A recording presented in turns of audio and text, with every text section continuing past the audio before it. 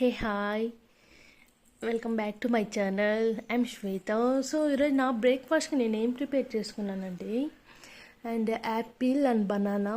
మీరు స్మూతీ లాగా కూడా తీసుకోవచ్చు, but I don't like, that's why నేను ఫ్రూట్ లాగానే కన్జ్యూమ్ చేసుకున్నాను. 1 banana and half apple and 4 dates, 4 almonds. Okay, ఇలా మా పాపతో ఎంజాయ్ చేస్తూ ఉంటారు రోజు.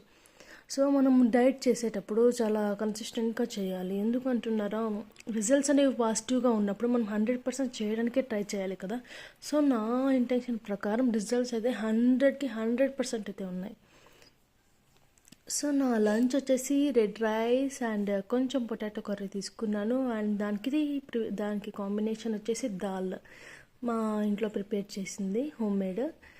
అండ్ అలా డిన్నర్ కంప్లీట్ చేసుకొని లైక్ ఏదైనా తినాలి, ఏదైనా ఓన్లీ ఆకలి వేస్తుంది అంటే ఏది తినకండి. ఒక 4 o'clock వరకు వెయిట్ చేసి మధ్యలో ఆకలేసి వాటర్ కన్జ్యూమ్ చేసుకోండి.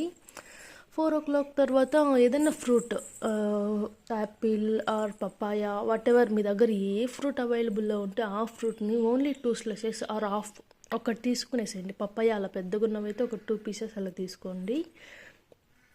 అంతకుమించి కన్జ్యూమ్ చేసుకోవాలని అయితే చూడకండి. జస్ట్ మనకు ఆ టైంలో ఆకలి వేయకుండా చూడటానికి మాత్రమే fruit.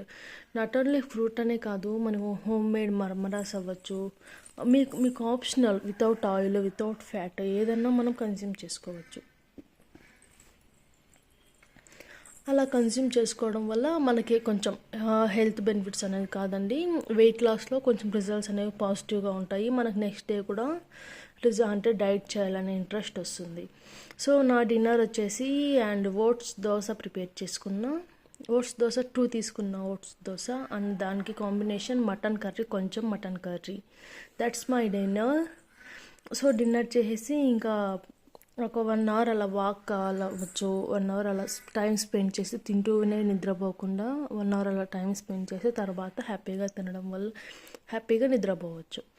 So thank you for watching. నా వీడియో మీకు నచ్చినట్టయితే please to subscribe and like the share. Thank you.